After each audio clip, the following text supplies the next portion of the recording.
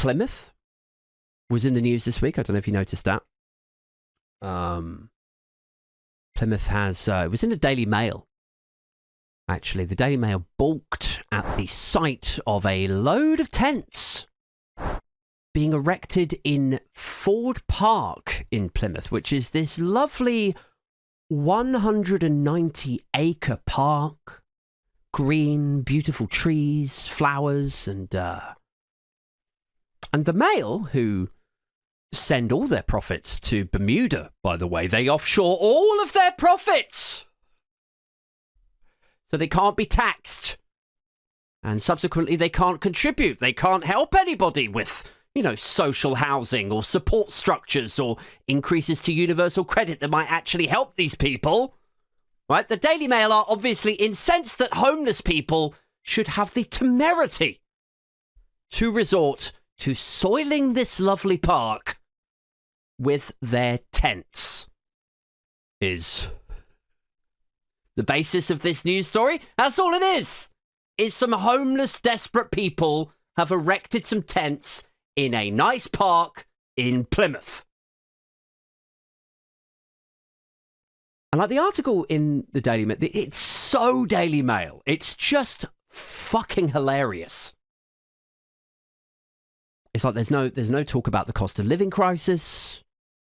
There's no mention of the astronomical cost of housing in this country now. No mention of deprivation and how we're circling the drain and, industrial decline across to all of Western liberal democracies, really. It's just, all it is in this thing, in this article, is it's just locals are becoming concerned at the rising number of tents. Wow! Oh my God, they're concerned, are they?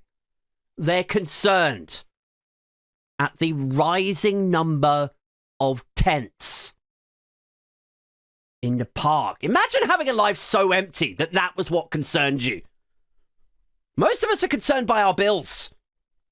A lot of us are concerned about what's going to happen to our mortgage in the next 2 to 5 years. Am I going to be homeless?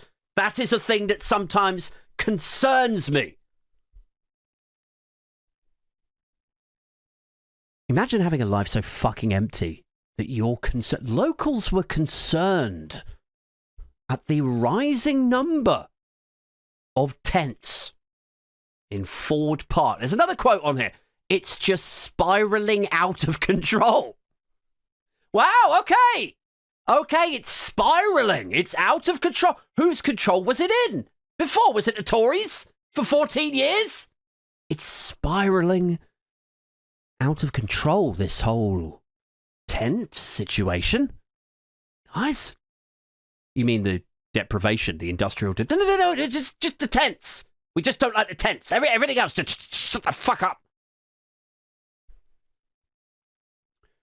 And look, there's a myriad of quotes in here that we could touch on. I mean, look, I'll do one more. It says, one local of the seaside town slammed the tents as unsightly and suggested it could devalue the house prices nearby if they are not moved. Oh, heaven forbid. Heaven forfend that your house prices, that your home, your accommodation might somehow fall into the realms of not being totally up to your standards. I tell you what, these living conditions are pretty tough now. Like, I'm living in a tent and it's paper thin, and I tell you what, in this weather, oh God, you could just freeze to death. I don't know how much longer I can handle these living conditions. And then this flat cap wearing Plymouth Tory saunters over in his diamond shoes like, yeah, I know what you mean. I know what you mean, because ever since your tents have come along, my property is only inclined in value by another £50,000 I've just been... Oh, okay, it's not actually that bad then.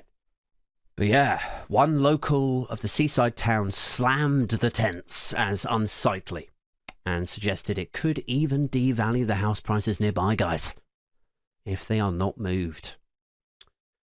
And look, I've said it before, right? And I'll say it again.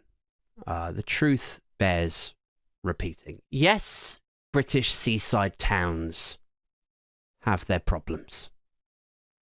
Yes, We all wish that they could be solved overnight. Of course we do. But if you want to renovate and refurbish and restore valuable fucking coastal real estate, you're going to have to say Hamas are in there like everybody else, guys, all right? It's the way that it's done. Just another morning here with Adrian.